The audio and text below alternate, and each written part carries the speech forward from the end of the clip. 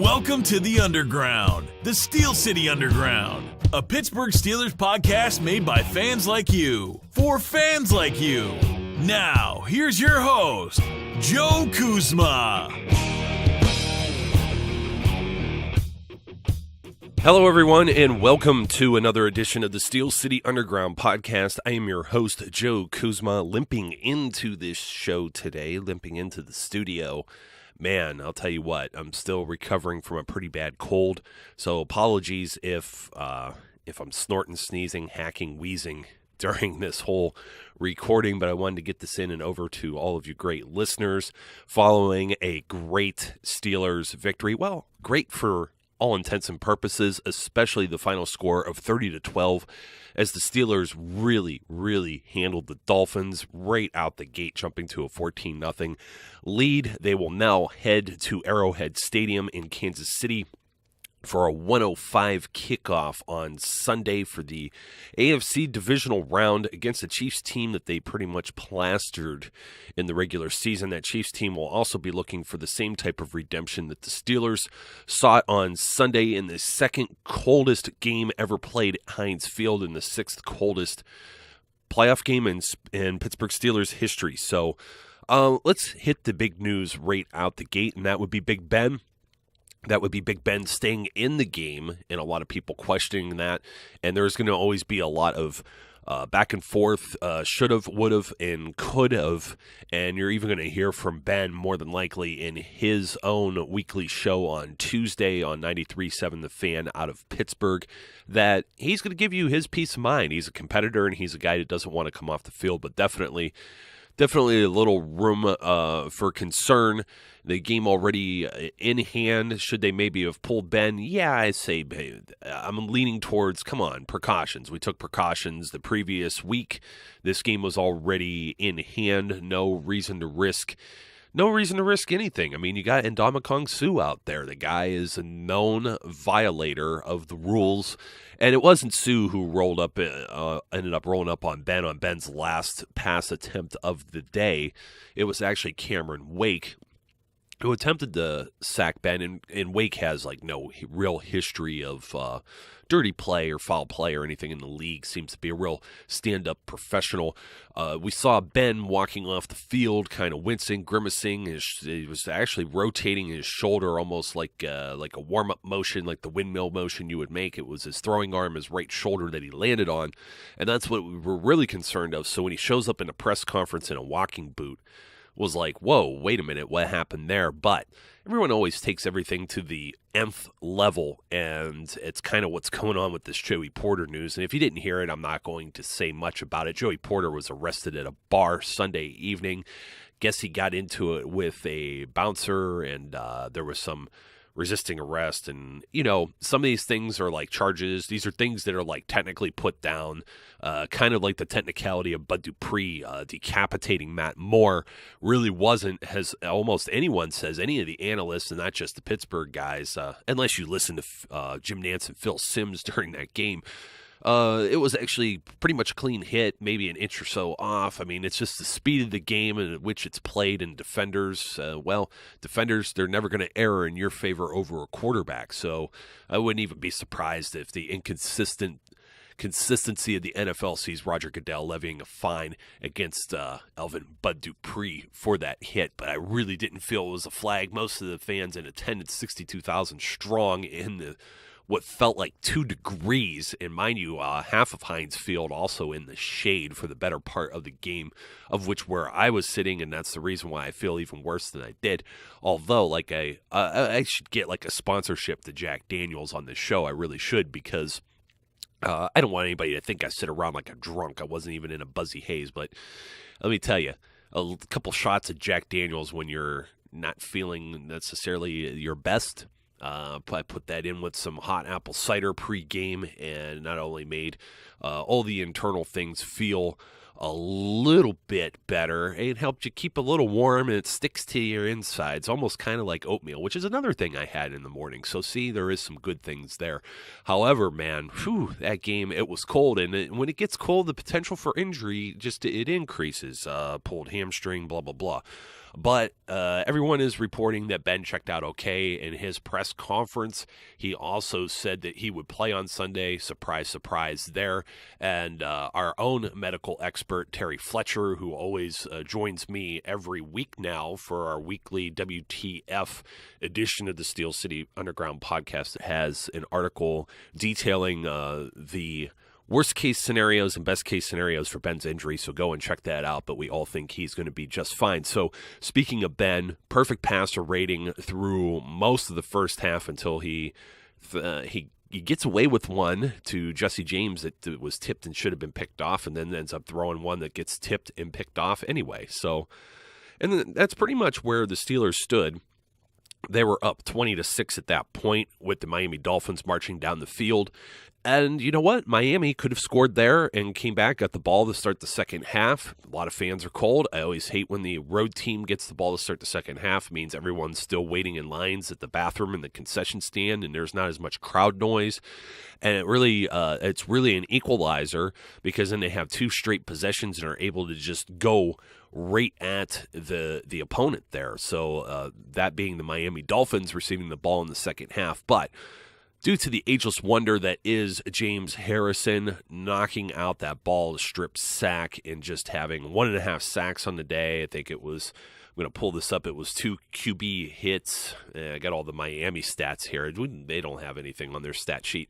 Harrison had 10 combined tackles, and yes, he did have one of those for a loss, the forced fumble, 2 quarterback hits, and let me tell you, Lawrence Timmons still getting it done, too. Here's a guy that I believe needs to come back. What a year he's having. Looks like a Pro Bowler at the end of this season. Gets 2 straight back-to-back sacks nearly to finish out the game. In fact, the Steelers, I'm talking about those back-to-back possessions by the Miami Dolphins.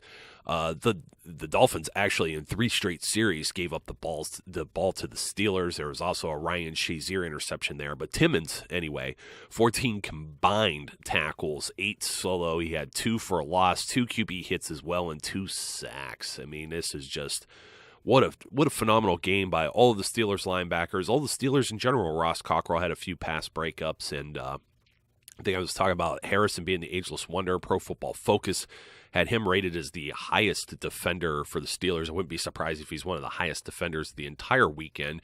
A weekend that's much the polar opposite of the previous season, where all of the road teams were winning the wild card games.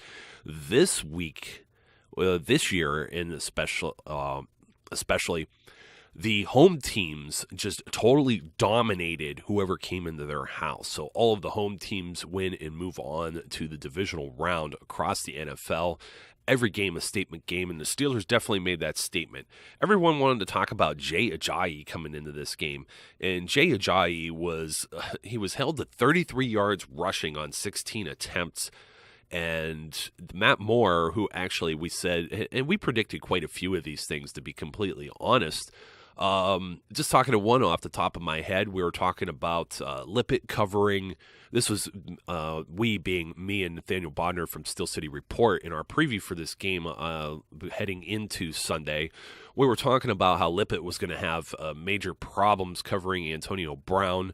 We talked about the Miami secondary in general. They already had a rush defense that was 30th in the league heading in, so Le'Veon Bell ran wild on them. Both players, Antonio Brown and Le'Veon Bell, scoring not only their first postseason touchdowns, but they each got a pair, and they each set some records. Antonio Brown setting a first quarter playoff record for receiving with the Steelers. And how about Le'Veon Bell setting the single game rushing record for the franchise in the playoffs, but he also owns it in the single game record in the regular season as well. He tops 167, so really no comparison there. Jay Ajayi caught like 3 passes for 12 yards, so I mean the guy gets 45 yards all purpose, and Bell only added 2 yards extra on top of that. Top of his 167 by catching 2 passes, so 7 extra receiving yards for him. Ben does finish today, despite the 2 picks. He had 2 TDs. He only attempts 18 passes, 13 of 18. This is reminiscent of that Colts game back on Thanksgiving, where he only threw, I don't even think he threw 25 passes in that game. I'd have to look, but he gets a 105.3 rating on this, and the Steelers just pull away. interesting things in this game. We talk about special teams. Right out the gate, Fitz Toussaint, why is he bringing it out? Wasn't quite sure his momentum. He catches the ball outside of the end zone and ends up bringing it in. So a heads-up play and awareness by him, because can you imagine going down 2-0 on a self-imposed safety on the opening kickoff? That wouldn't have been too hot. So I know the special teams, there was a couple missed tackles. There was actually a block in the back on Roosevelt Nix I felt was missed. When the All-22 game film comes out, we'll probably review that in the special teams film room over on the website. But then we'll get a good look at it. But the TV cameras, it sure looked that way, especially after I felt another maybe missed call. They say a blindside block. I don't know how guys are supposed to block. You have DeMarcus Ayers catch a pass on like a 3rd and 5, 3rd and 6, and cut back around. And Eli Rogers, who's already upfield, is just blocking from the opposite direction of which the play is going. So instead of heading upfield with his block, he's kind of heading back towards his line of scrimmage. I don't really see how it's a blindside when you hit a guy in the shoulder pads. But like I said, referees sometimes, they have a different angle. They're seeing things differently, and they're not going to always get it right. They didn't get the Le'Veon Bell touchdown right on either one. They didn't get the first one. I actually like erring. If I'm the officials, I just don't understand why you don't call something a turnover and why you don't call something a touchdown, because all of those are subject to video review. It does not force the coaches to throw the red flag. Tomlin was standing there forever waiting to throw that thing, and you could see in the stadium, and I'm sure you could see at home too. And we didn't even have the overhead camera angle that was replayed at first, and it seemed pretty obvious from where we were that Bell was in on, I think it was his second try after the long run that he had. So what a game he had. There's game balls that could be thrown around everywhere here. The Steelers certainly, hopefully enjoyed the victory that they had Sunday evening. Now back to business on Monday, looking ahead to the Kansas City Chiefs. There's going to be some things that they're going to have to limit. Jarvis Landry still had a pretty big game, but he's a top player in this league. 14 targets, he caught 11 of them, 102 yards. You had Kenny Stills catch a couple deep balls, as did Devontae Parker.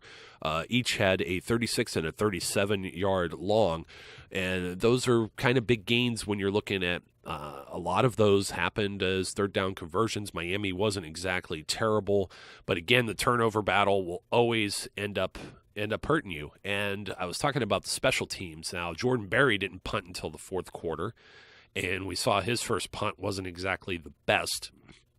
And then Chris Boswell hits the field goal post, and I talked about this with Nate the other day.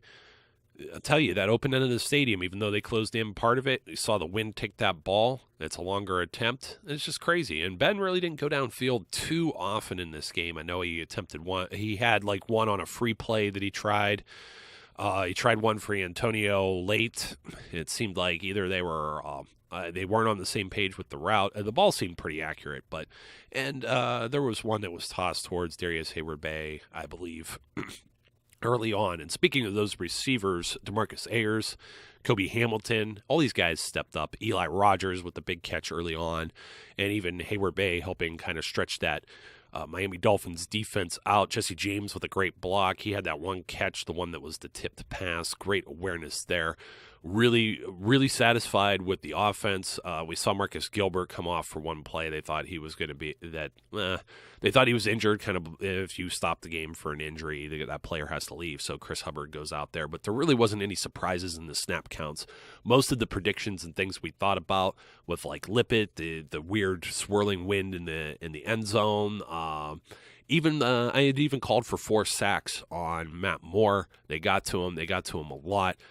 Few strips, the few forced fumbles that happened in that game. And how about the guys who recovered it? I mean, you're looking at the defensive linemen having awareness too. Stephon Tuitt having a good game coming back. Javon Hargrave was also very disruptive.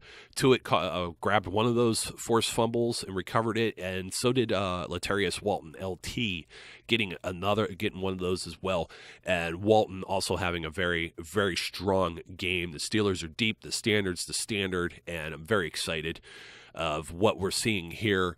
Artie Burns, I don't think, was tested too much in this game from what I saw. Seemed like the Dolphins really picked on Will Gay at times, even though Pro Football Focus still felt Will Gay had a strong game, rated him somewhere in the mid-80s. And then, of course, on the other side, Ross Cockrell ends up being okay after getting cracked by Mike Mitchell, and Sean Davis comes out for a couple plays, ends up being okay as well. So it seems like the Steelers overall, maybe, as Mike Tomlin always says, the dings and dents associated with the win. I think that's what we're looking at here. I think the Steelers are still going to be fairly healthy heading into this next game, and this game is on Sunday, so they don't have any short preparation. I think that's a good thing. Some of these teams are playing on Saturday, so the Steelers, it's just business as usual. The Chiefs did get some rest, but the Steelers got some heading into this one too, and now they're loosened up, and the Kansas City Chiefs are going to have to get loose over there at Arrowhead. Steelers Nation always travels well, so it'll be interesting to see how this game's going to end up playing out. Steelers just have to limit some of these penalties and mistakes. Some of them are part of the game and are just going to happen. Like I said, Eli Rogers, he's just playing football, but Dupree just playing football. Not much you could do about a few of those. The false start penalties, of a couple of those that had happened, or any type of personal foul type stuff and things like that. I think the Steelers overall not penalized too much in this game. Not really too many drops or any real big mistakes. The big splash plays came through. The challenge is going to get a little bit harder, but it's very promising to see what they did with the Ajayi. This was an improved Miami Dolphins offensive line. This was actually, their defensive line is very good too. You got to give some props to the Steelers' offensive line. Kept Ben upright mostly for this entire game. Ben only goes down once the whole time, though the one that he got rid of ended up being an interception with the pressure on the quarterback. So very pleased with what I see here, even though a bit of the complaints with the third down. The Dolphins were only 6-14, 43%. Steelers were 4-9, 44%. Believe it or not, the Dolphins actually had a higher time of possession in this game as well. So the Steelers throwing the ball a little bit more, even though they run it. I mean, they're so one-dimensional. It's like, what do you do? Like I was saying, you have the killer bees out there now. You have Antonio Brown score 2 touchdowns, take it to the house of the first 2 series, and then they turn around and hand it off to Le'Veon Bell. Le'Veon Bell ends up carrying this ball 10 straight times on this one drive and ends up scoring. It's who do you stop? So let's try and stop Brown. Let's try and stop Bell. You have some AB clones, now not quite to the level of him yet, but some small, shifty, fast receivers, run good routes, have great footwork in Eli Rogers and DeMarcus Ayers. Ladarius Green's going to be back, hopefully, for Kansas City. You're just going to add more dimensions. This Steelers team, it's going to take a lot to derail them. It's going to be themselves. If anybody beats them, it's going to be themselves. So mistake-free football is always key. You see Ben throws 2 interceptions. The turnover battle still won by the Steelers. The defense will have to keep that up, and they're going to have to limit their mistakes. So we'll see if Ben gets a little bit sharper heading forward to this game with the Chiefs, but I'm very excited. It is a victory Monday for the Pittsburgh Steelers. They don't have a whole lot of turnaround to celebrate. So, folks, I hope you had a lot of fun. This has been one heck of a season, and I do think anything short of at least an appearance in the AFC Championship game would be a disappointment. But now you can't say that Mike Tomlin only has 1 win in the playoffs in 5 years, because this was a statement win. This wasn't one of these ugly Vontaze Burfict and Pac-Man Jones penalties, win it for the Steelers type thing. And we see just what kind of team they have. They've overcome some adversity. They've had guys that have been out. We see the big difference that these rookies have made. We see the big difference that Bud Dupree has made. And again, ageless wonders. You've got guys well north of 30. And you're talking about James Harrison, and then 30 or 31 is what Lawrence Timmons is in age. Ryan Shazier playing good as well. So until next time, folks, if you have any questions for the hotline, feel free to send them over. As always, that's 900-203-4SCU, as in Steel City Underground. Until next time, be safe, be good, and I'll catch you later. We would like to thank you for listening and remind our listeners to follow us on social media and our website, www.steelcityunderground.com.